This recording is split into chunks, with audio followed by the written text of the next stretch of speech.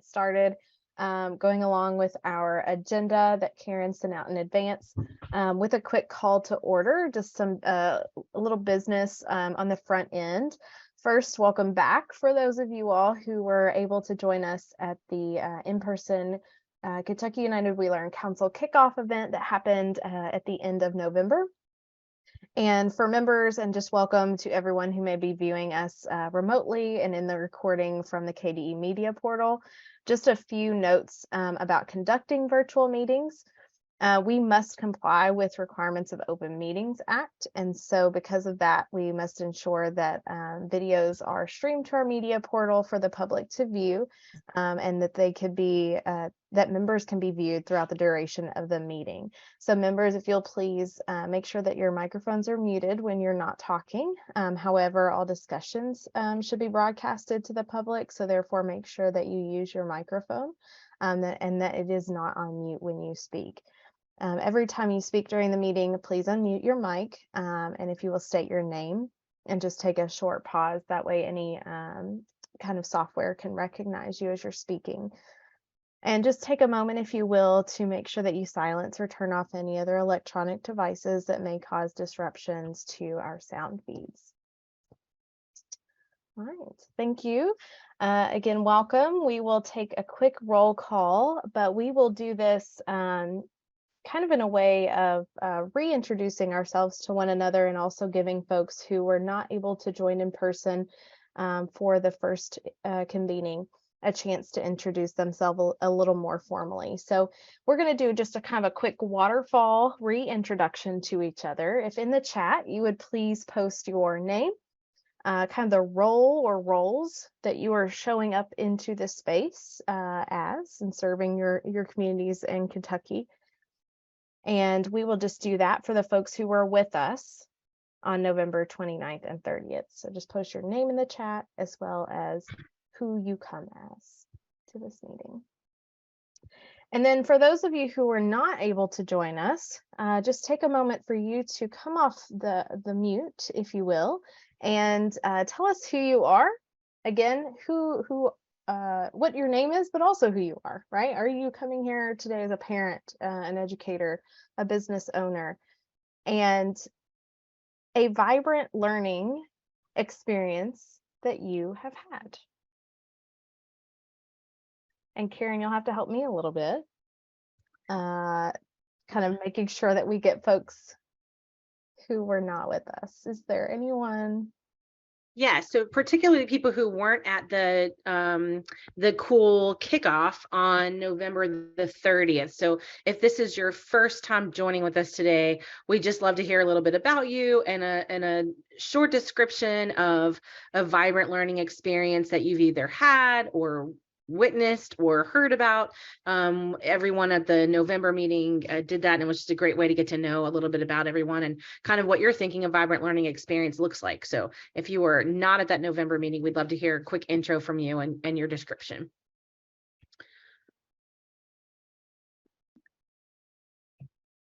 I'm Elizabeth Dinkins. Is it okay if I just jump in? Okay. Yes, please do. Great. So I was not at the November meeting. I'm sorry to say I had a conflict. I'm Elizabeth Dinkins. I am coming here as a teacher educator. I was a middle school educator for 10 years, and now I work in higher ed, preparing future teachers. And I would have to say the most immediate vibrant learning experience that I thought of was when I was a middle school teacher, and a student picked up a book. She was an immigrant student, and she picked up a book called The Circuit. And she read it cover to cover in a weekend and brought it to me and said, wow, this looks just like my family and stories that my mom has told me about. I've never read a book so quickly before, and it just all kind of clicked with me about relevancy. So yeah, that came to mind. Awesome. Awesome. Thanks so much for sharing that. I love that. Anyone else who wasn't with us the first time? Hey, Karen, it's Carmen. Can you hear me okay? I'm in my car. Yes, we can hear you okay. Please be careful. Oh, I will. I'm on my favorite road, the Gene Snyder Freeway. So navigating. Yeah, so I'm coming as an educator from OVEC, And I will say that my most recent vibrant learning experience, everyone who knows me has heard the stories, but I've just started agility classes with my dog, and there have been so many takeaways for me that are so relevant to our work. So for example, my dog still needs some very basic obedience. I mean, we've been through obedience, but we're still working on things like come and stay, those kinds of things, depending on what else is interesting around. But when we started agility brand new, and the first thing that the instructors did was to tell us to take our dogs and let them get on the obstacles, let them smell the obstacles, let them and reward them when they get on or whatever. So we got to get on the teeter totter, and we got to get go through the tunnel, and then they actually had us one at a time take them through some of the obstacles. And so I was just blown away, because I thought for sure we would be sent off to practice come or maybe stay until and try to get that mastered. We would not be able to have any kind of fun.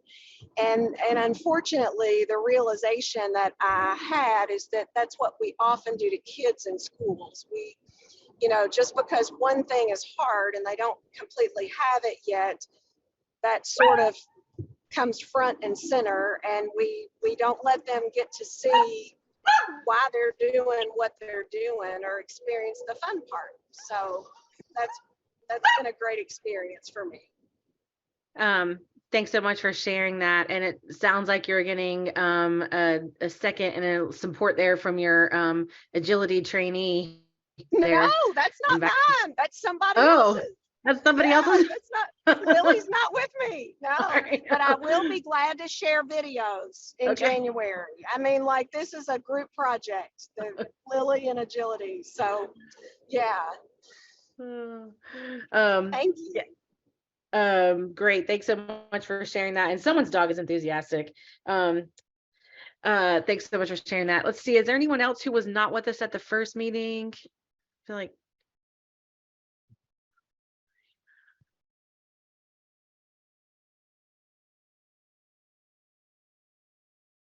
anyone? Okay. Okay, well, great. Well, let's well, actually, Sarah, you didn't really introduce at the first meeting, so go ahead, Sarah. True, Karen. So yes, so unfortunately, due to the flu, I could not be with you all on the 29th and 30th. So I hope you all are staying really healthy and avoiding that. It was not fun at all. But I am Sarah Sipes. I work at the Kentucky Department of Education as program manager in our Division of Innovative Learning.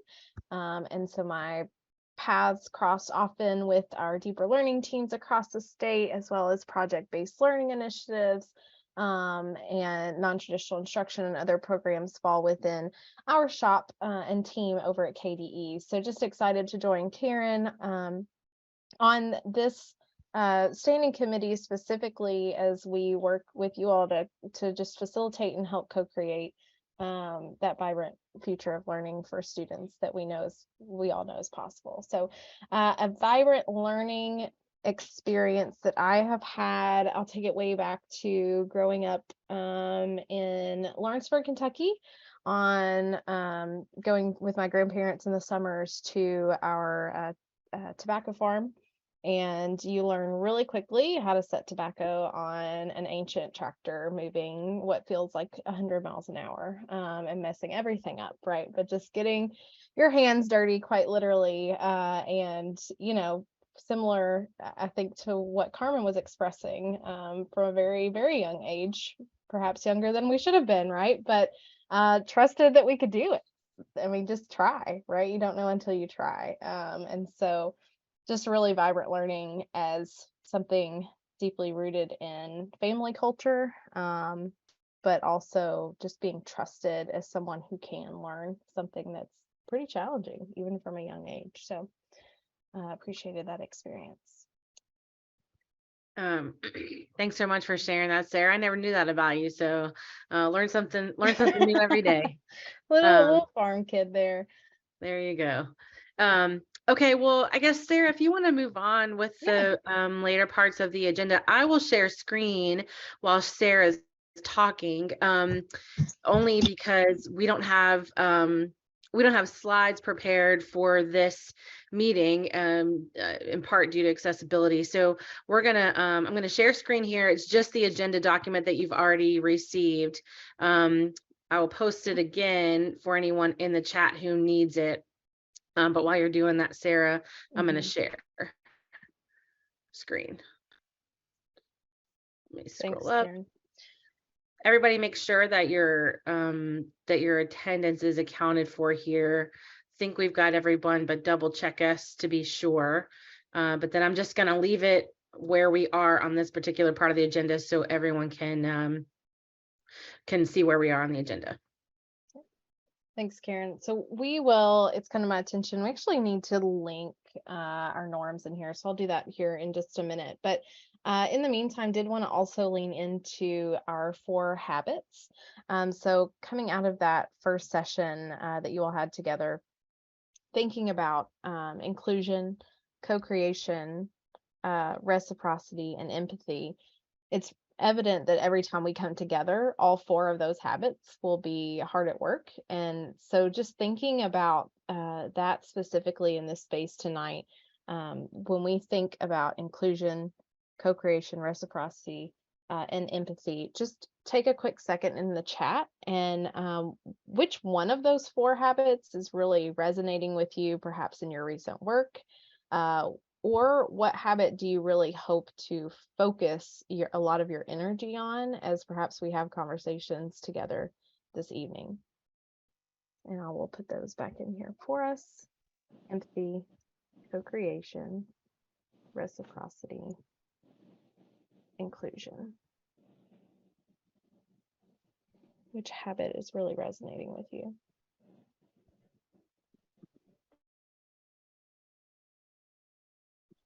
And thinking about a few of our norms, especially as we navigate this new virtual space together, really thinking about how we can honor each other's time, of course, especially in a condensed time frame, and thinking about asking the next hard question. Though we've switched to this virtual session, please don't feel that we can't navigate into those really productive and tough conversations together. And we will link the other norms there as well to circle back to. Thank you all for dropping those in the chat. A lot of mention of inclusion and co-creation. Messy, messy stuff, but it's the right stuff. So thank you all. And we'll do an abbreviated connection activity here as well. Just taking a second to do a winter this or that, a little fun connection to get us started. I'm going to pose kind of a would you rather situation, pose 2 things related to the winter season and just drop again in the chat which you prefer. So our first question here is, would you rather build a snowman or have a snowball fight?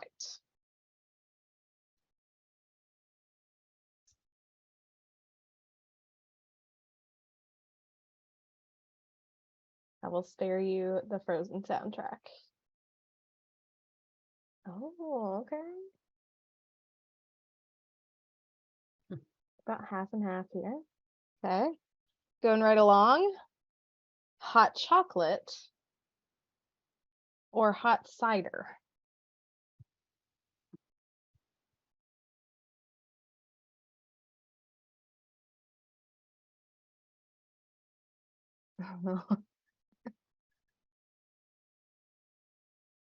Okay. So I think we're definitely team snowman. Oh, we might be. It's kind of close on team. I think we're team hot chocolate. Okay.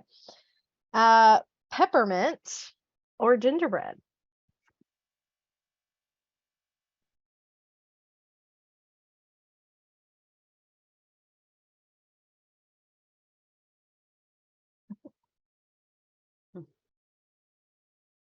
I'm gonna need probably some recipes from folks who make, oh, pennies and neither. And last but not least, would you prefer that it snow every day or not snow at all?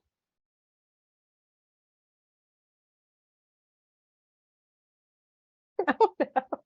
I hate to break it to you all, but the weather forecast this weekend does not look good for the majority of this room.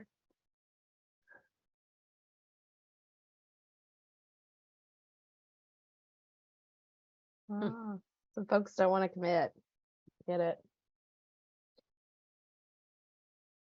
All right. So we're gonna make snowmen with none of our snow. That's what I'm getting. All right, great. Well, thanks for just doing that quick activity. Hopefully in the future we can come off mute and just share a little bit more about why we chose those different items. But we will keep on moving. We have, looking down our agenda here, we have introduced ourselves or reintroduced ourselves. So I'll just skip over that one for now. But we did want to take just a moment as a housekeeping item and confirm that you all received a Google folder specific to our Vibrant Learning Experiences Standing Committee. This would have come in the way of a December 7th email from Karen Dodd from the Department of Education. And so if you need that link, if you have not had access or did not receive that email, because we do realize that some participants may have been misspelled in our original email listings or for some reason not on there. And so if you need the link, please come off mute, drop your name in the chat, and we will make note here. And I believe, Karen, that we also have access to this document across the standing committee. So if you want to jot your own name in there, feel free to do that as well. Yep. This it is important that everyone on the standing committee has access to this folder. That's where we will, as time goes on and we create resources together. One thing that we'll talk about later, as you can see, is talking about sharing our learning together. This is where we will house all of those important documents, meeting agendas, recordings, what have you. So please make sure, thank you, Carmen. We see that you need the link there, that we have your name if that is needed. Does anybody else need the link? And you have access. So if you need to go digging through some December 7th email history, feel free to add your name. You have access to edit this document as well. You can also reach out to us even later if you realize like, oh, I thought I had it, but I don't. Just send Sarah or myself an email and we'll get you that link again.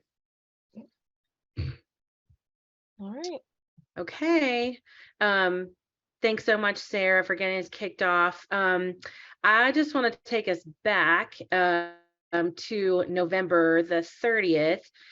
We were so much younger then, much younger then. And just to remind everyone, our kickoff there was about really trying to begin to define vibrant learning. And I think what we realized through the course of introductions and through our conversation, that there's a lot to consider here for our subcommittee. You know, the mission of our subcommittee is to support districts and KDE in building more vibrant learning experiences for students and things that matter. Yeah, I think we decided that we had a lot of learning to do as a subcommittee. And so when we were challenged with creating a big, hairy, audacious goal, the place where we landed as a full group is what you see on the screen there. We decided we wanted to develop an internal shared understanding of what vibrant learning experiences are that matter to students. And I want to thank Justin for his important contribution there. It's really what matters to students that matters the most. So we can articulate a vision and strategic plan to create excitement about the future of education in Kentucky. And so if you remember, after we set our goal, we went down to the main room and we met with the other standing committees, and each standing committee really shared their goal out with everyone, and almost really essentially everyone landed at some variation of this same goal, which is we really want to spend the next 6 months or so just on a learning journey together. So I think that is audacious in itself, and I think it's the right thing for us to do, to adopt a learning stance as we move forward as a team. So the other thing that we're going to accomplish in our next few months here is we're going to continue building out our charter document. We didn't talk a ton about this in our first initial meeting, but we did sort of mention that every standing committee has a charter document that is linked there if you're interested in seeing more about it, and we are co-creating this document together. So for the things that have been already sort of set forth or sorted as a standing committee, we have begun to populate those things, but over the course of the next few meetings in the next 6 months, I'd say, we're going to learn together, and we're going to continue building out our charter document here. And a charter document just essentially lays out the mission, the high level goals, basic operating rules for the standing committee, and each one of the standing committees is completing a version of this document that is true to them. So it just kind of has what our mission is here, which is to support local communities to transform the student learning experience, to learn what's happening in the field, especially with regard to deeper learning, project-based, local labs of learning, and just to continue to build to support and build capacity for making these promising practices be more and more the rule and not the exception. So our minimum expectations, some of them have been outlined in the grant that was granted to KDE from the federal government. We're going to create some professional development resources. We're going to contribute to a systems bank of assessment and accountability. We're going to support these KDE initiatives, but we also articulated some of our own potential ideas under each one of those. And so over the next few meetings, we'll continue to refine this document as well. So this just again is our big, hairy, audacious goal. There are some other elements of this that still have to be fleshed out, but this document is really just meant to outline the work of the committee, and this is where that lives. This will also be housed in that shared Google folder. This is the type of thing that you'll want to have access to ongoing. Okay, so I just wanted to draw your attention to that, and then have us sort of re-ground in what we decided we wanted to tackle over the next 6 months or so, which is to begin to learn from the field and across the Commonwealth. So that really frames up our conversation today. What we want to do now is start talking about how we want to learn together as a group. And so I'm going to turn it over to Sarah to kick us off in this conversation, where we're going to begin to sort of ideate some ways that we're going to learn together as a group. So turning back over to you, Sarah. Thanks, Karen. Yeah, so we've decided that we want to learn, and of course now we need to have the discussion of how we would like to do that. So Karen and I did take some time to looking back over some of the suggestions that were even made during the last convening, but also kind of thinking ahead between the two of us. We were thinking about listing out some possibilities and then just bringing those in as some conversation starters. So you'll see here that some proposed ways that we might learn together about what's happening in the field in terms of seeing those vibrant learning experiences in classrooms across Kentucky are through student interviews, and empathy interviews for educators, parents, and community members. So in these two specifically, I think we could also add empathy there for the students as well, getting out into the field and having those conversations with students, with educators, parents, community members, and then documenting those stories, those experiences to bring back collectively. We were also thinking about doing those site visits, getting out into schools to just be observers of the learning, hearing presentations from experts, So whether these are the educators, the students themselves experiencing those day-to-day learning environments, or perhaps even state or national level education experts. Conducting research or viewing and reading research that is out there. Creating a playlist. I believe, Karen, I was not there, so I want to give credit where it's due. I believe one of our student members perhaps suggested a playlist of curated readings, videos, podcasts. I think it might have been Rashawn. Okay, great. Tell me if I'm wrong about that, Rashawn. But I there was a request to have like some learning resources populated into a playlist format so people could kind of on their own time on demand as interest drives them to dig into those things on their own as individuals.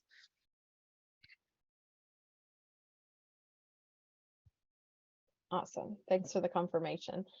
And so this is kind of where we leave room for some discussion. How, let's just ideate, I think, on the what else, and then we can begin to prioritize which of these or which combination of these feel most applicable to the group.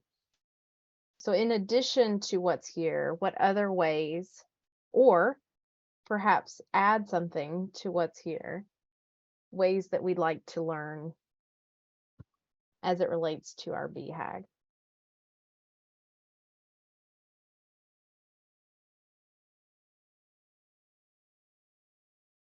I know we've not come up with everything.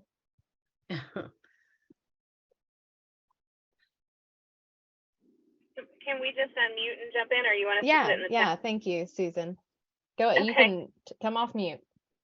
Okay. One thing, I think this kind of goes along with site visits, and I don't know what this would look like exactly, but I think it would be interesting to look into different states too. Like, I don't know if that's a virtual tour or what that would be, but I think it would be interesting to see what some other states are doing as far as vibrant learning, or what things look like elsewhere in Kentucky as well as elsewhere. I just think that's important too. Mm-hmm. It's a really good point. Thanks, Susan. I will add, I think it lives between site visits and the playlist.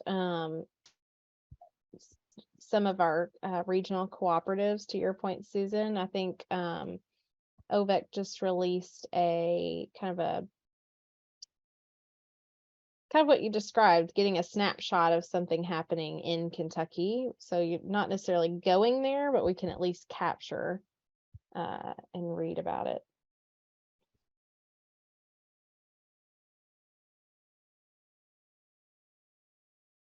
Yeah, it's interesting. I wonder if there are any other states that have statewide efforts going on as well. Anybody have an equivalent of a vibrant learning experiences committee statewide as well? I think that would be something good for us to explore.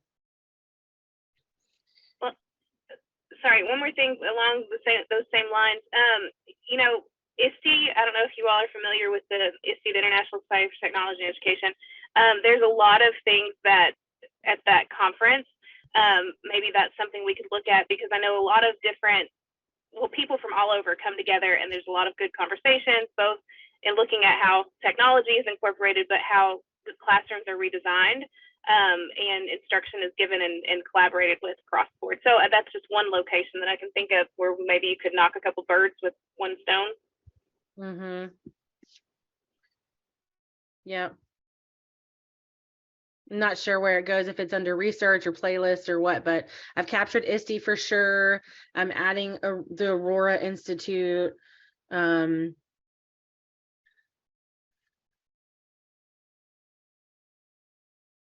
Anybody else? There's one called, sorry, I'm going to stop talking after this. There's one called Global Mind Ed, and it's one where they bring in businesses and schools together to talk about what the future with workforce and stuff looks like, and how those partnerships are combined. So that might be something to look into too. Okay, I'll stop talking. Sorry. Thank you. Thank you for that suggestion. I remember us talking about that on the 30th. Business and schools partnerships being important. So I appreciate that suggestion. Okay, thank you, Carmen. I see your addition in the chat of Massachusetts Yeah. being a state to look at. Got it. Yep. Maybe. Yeah. Maybe. Yeah. I'm curious around the presentations from experts, if you all feel, especially those of you who may come as family members, community members, are there certain things that have come up that you feel need to be flagged here of where do we need to do deeper dives, perhaps topic wise, that you feel would give you the added capacity to think about this as well? I'm cognizant that as educators, we're often throwing a lot of these terms around. And so how can we be more intentional about going to seek out these experts in some Dr. particular Jenkins, areas? it's like you're reading my mind. Because I was looking at that one. I was looking at presentations from experts. First of all, how do we define or classify an expert? And what are they experts in, right? And not just that. I would feel comfortable pretty much, I'm pretty sure in almost any setting, I know the jargon, but how many, she's right, how many family members, community members would get it without someone like me sitting next to Karen going, what is that? What did they mean? So it's not just that, it's not just the content, it's also what do we mean by expert and what are we going to get out of it? Mm-hmm. I wonder around that, Sarah, if we look back at our charter and those minimal expectations that like support KDE initiatives, I think at a minimum of learning, we need to all have a shared understanding of the L3s and what they're doing. We've had those exhibitions, but a little bit about that. What is PBL? And how are we all defining PBL, deeper learning? Like, I know we're vibrant learning, but there is specific research on deeper learning. So I'm wondering for sure if we all of us, no matter what role we play, have different definitions and understandings of all of those. So I think those for sure would be topics we might want to make sure we have the same shared understanding of. I think these are really good points, both who are the experts and how do we de-jargon things and make them more accessible, and also the topics. One of the things I heard when we went back down into the big room in November was other standing committees have some similar questions. Other standing committees are also curious about L3 and PBL works and other runs at assessment and practices that are, unique and interesting. I wonder if there might be an opportunity for us to do some of this in collaboration with some of the other standing committees.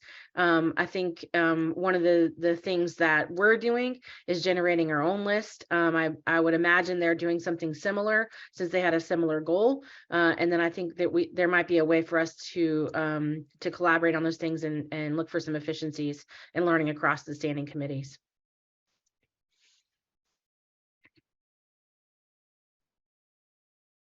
So just so you know what's going to happen with this, we're going to take this list two places. We're going to process it a little bit and give it back to you and ask you to sort of prioritize what is most pressing to you on this list or most appealing to you on this list. And we're also going to take it to the other standing committees to see if there are opportunities for us to learn together across the standing committee. So that's what's going to happen to this list. We're not making any decisions tonight. We're just ideating and brainstorming together tonight. Good reminder, Karen. Thank you. Any last additions to ways we want to learn? And as Karen mentioned, this will come back around to you all for kind of confirmation that we feel good about this collectively before it's taken to those other standing committees. So if we forget something or if you think on it, we certainly have room to make those additions.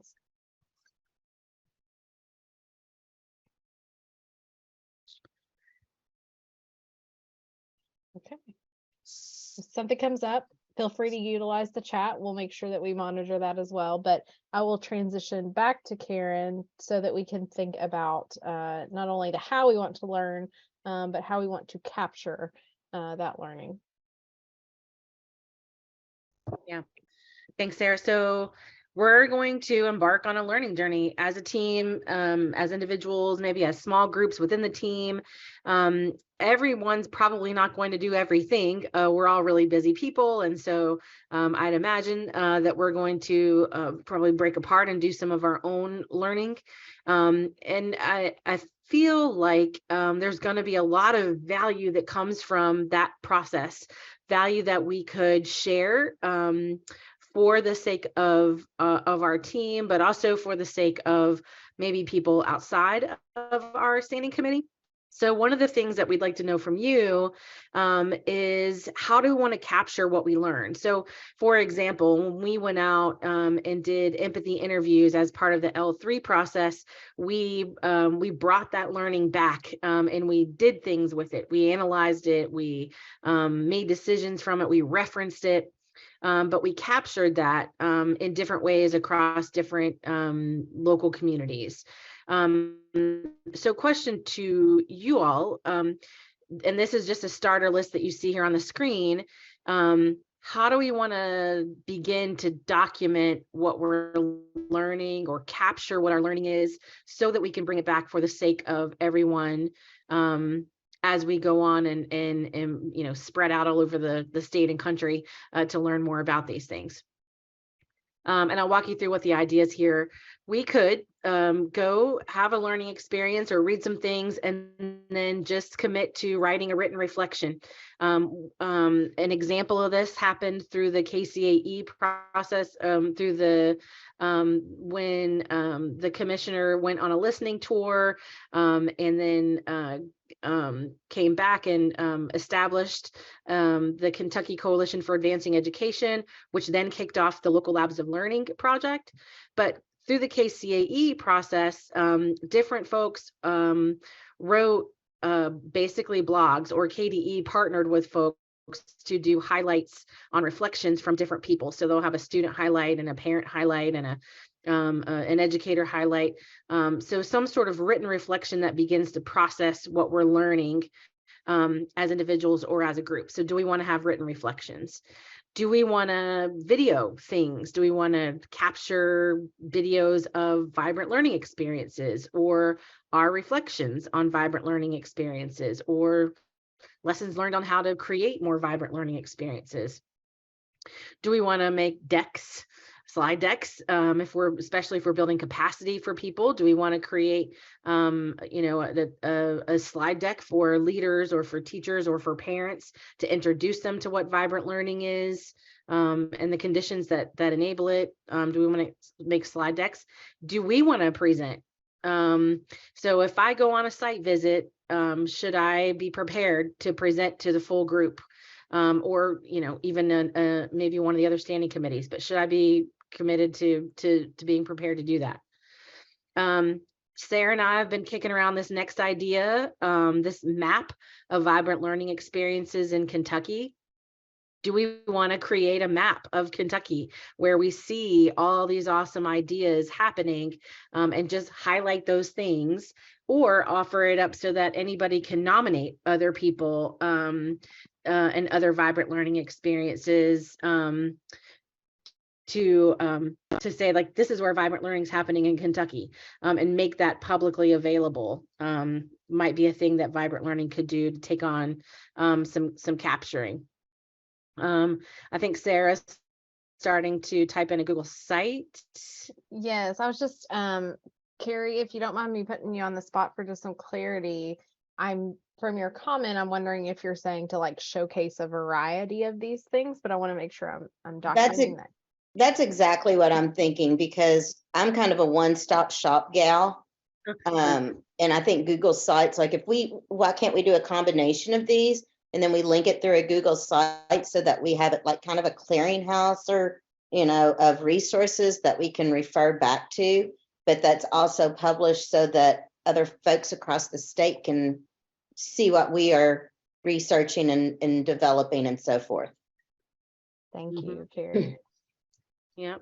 And I see you got a second there from Justin in the comments. That's helpful. We did that with the local labs of learning project.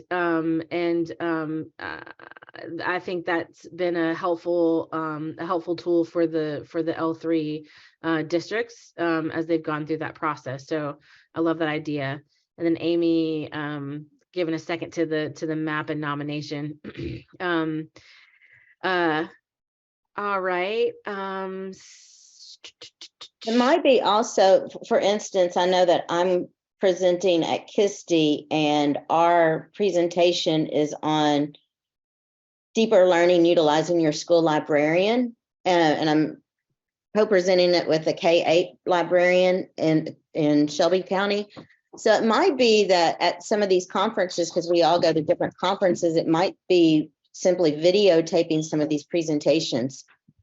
Of course, having to get permission prior to, but I know that like Emily and I would be willing to do something like that. And so then folks who don't get to go to KISTI or, National Council of Teachers English, Teaching English and all these other different conferences might be able to see these presentations that relate to some of the topics that we're interested in.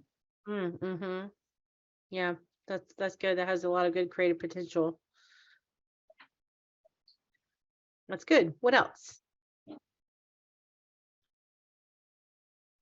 We talked about the clearinghouse in November, this clearinghouse notion, and not just necessarily presentations, but I'd like actual lesson plans.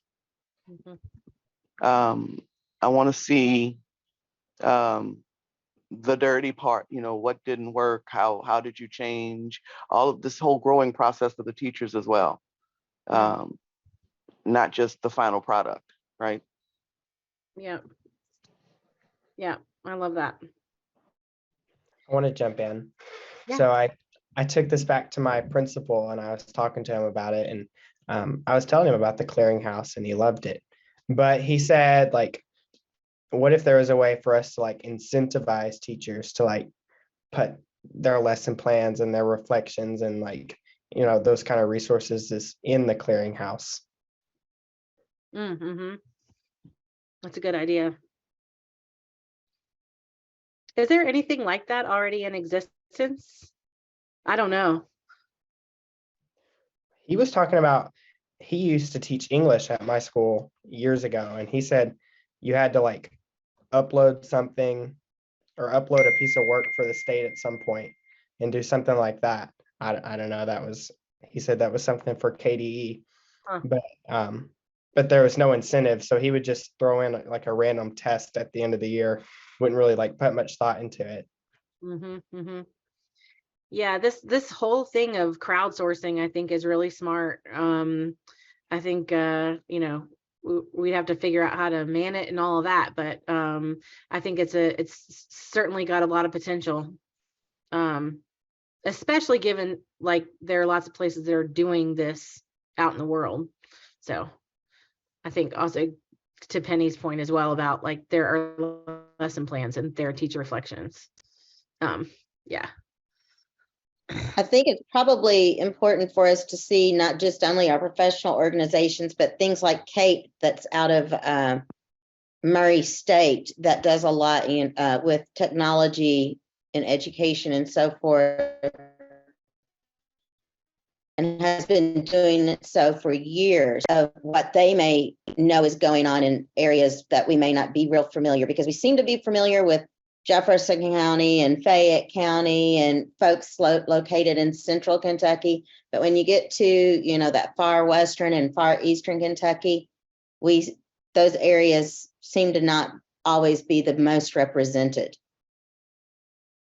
Yep. So looking in those areas where we know we have Kate has been a stronghold at Murray State forever and has been working with Western Kentucky teachers for at least 15 years that I know of.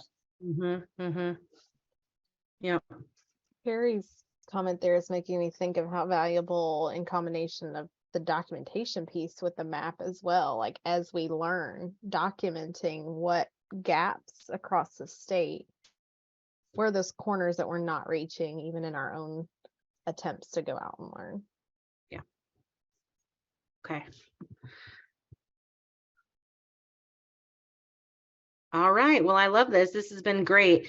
I think as we were saying earlier, I do think there are going to be opportunities for us to collaborate with other standing committees. I think they have some similar questions that we do. And so if and when there are opportunities to collaborate with other standing committees, I think we should probably try to grab those for sure. So we could probably bring our ideas back. I'm just looking at the time, want to make sure that we have enough time to go over our next few steps here. So I feel like, Sarah, could we take these ideas back to the cool group there and say this is what Vibrant Learning is thinking of doing, and then we'll look for some opportunities to collaborate across, and then we'll bring it back to our standing committee, if that's okay. Sure thing. Okay. All right. So as we move into our last formal agenda item for the evening, I'm looking at our clock, and we want to make sure that we really kind of put some of the ownership of this committee over into the hands of you all. And part of that comes from electing a chair. And so just to give you a quick overview, this is somebody who really wants to, make that creative contribution through leadership to this committee in particular. We're looking for someone who can help perhaps in the facilitation of these meetings, but certainly in the co-creation of the agenda and what we should be spending our time on together. And this person would also kind of serve as that liaison between standing committees. So as we talk about collaborating or sharing across standing committees, this would be somebody who is interested in kind of serving in that way as well. So just to kind of give you an overview of the role. As far as the process and timeline for selection go, we're going to kind of do that a little asynchronously. So between meetings, what we're asking for is down here on this agenda document. In just a moment, we will start to gather some ideas of who may be interested in being nominating. We're just going to self-nominate. And if that is you, then we will ask that you upload a letter of interest. So explaining who you are, 1 page max. What are your reasons for being interested in this position as chair of the standing committee? And just some qualifications that you bring to the table that would lend itself well to that position. And so we will ask that you drop those into the linked folder here. We have a VLE election of officers Google folder.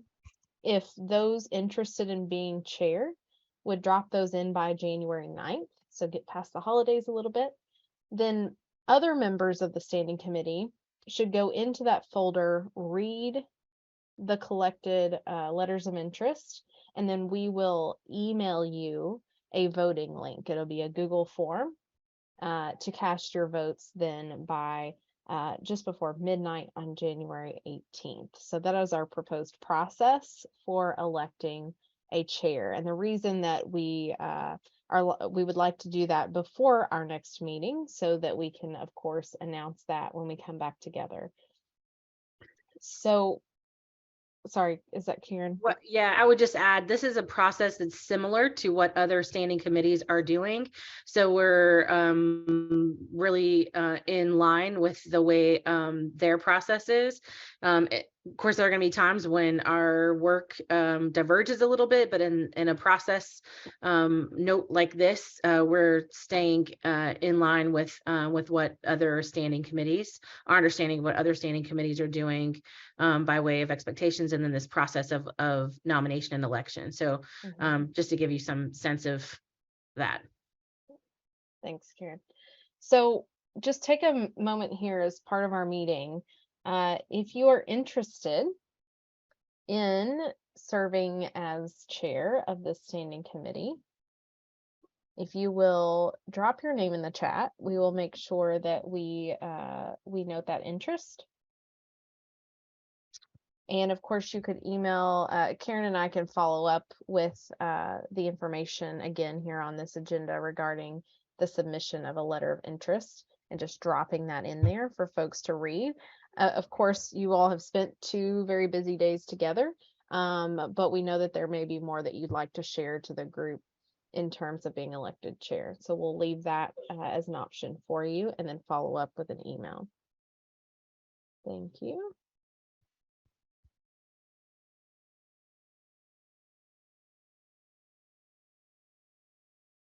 So tonight we are only soliciting nominations. We will vote via Google form between January 9th and January 18th. Okay. So we have 2 self-nominations. Absolutely, Carrie. Yes. Any person on the standing committee. We even have a student as interim chair of the council itself, so very exciting. Yep. Okay. And you don't have to make this decision right this second. Of course, you can think about it. We know that the expectations of the chair will continue to evolve. We are going to co-create that with the other standing committees to again try to stay aligned. And so we know that we're asking for a little bit of an open-ended commitment on your part, but we also want to be respectful of people's time and all of those things. So don't have to make a decision tonight. If you're interested, you can upload a letter to that Google folder at any time before January 9th. Okay. All right. Well, so I think this brings us to our last order of business for the night. We would like to give you a little more notice before the next meeting. And so I'm going to propose January 23rd. We started at 5 o'clock tonight. I want to ask, first of all, are there any major objections to January the 23rd? First of all.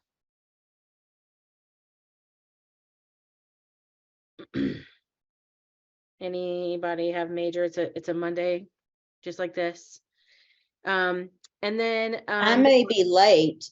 I do after school testing and in the Eastern time zone that's 4:30 here. So okay. That's right when that wraps up. But if that's okay, it's not an issue. Okay, yeah, that was actually going to be my second question, which is it better for folks to push to 5:30 to 6:30 instead of 5 to 6?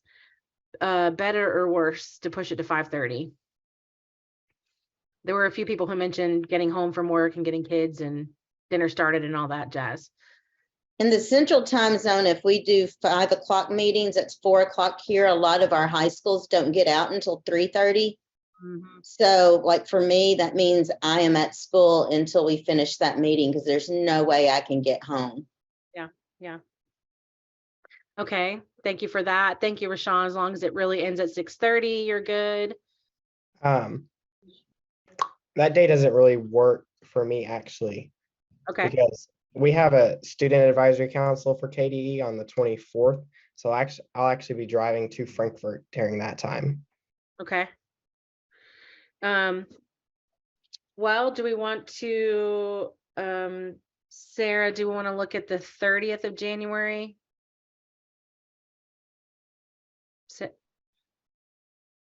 Let's see. I'm trying to find out myself if I'm traveling that day.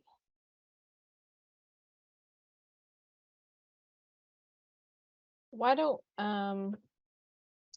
Karen, why don't we, well, let's see.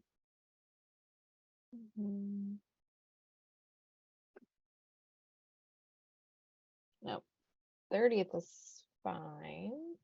Okay, any big objections to the 30th then instead of the 23rd?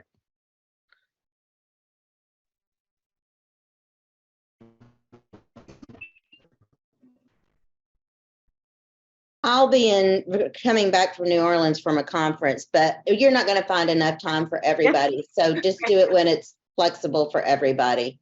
Yeah, I tell you, one thing that we can commit to, I think, especially since these are going to be recorded, we can certainly commit to recording and sending out to folks. And if we have, we'll send out the agenda in advance. If you have any thoughts or contributions to the meeting, we can just make sure they get represented throughout the course of the meeting. So I think you're right, it's going to be tough to get every single person, but we want to at least find something that's good for most folks. So. Okay, well, let's plan for January 30th from 5:30 to 6:30 Eastern. We'll see how that does for this next one, and if we need to bump, we can. But I'd love to keep us on a once a month touch point. So between now and then, we'll work on the chair. That'll also give the chair a little bit of time to prepare and jump in here. That'll also give us, Sarah and I, a little bit of time to try to do an initial round of collaboration with the other standing committees, and then do a little processing of this and bring you all back a plan for learning. And so I think we're right at 6 o'clock. We'd love to end on time. Want to wish you all a happy holidays season. I hope that you all get some rest and have a lot of joy and a lot of wonderful memories get made over the next few weeks here with your family and with your friends and all of those things. So thank you so much for being here, for your good creative contributions, and I hope you all have a wonderful holiday.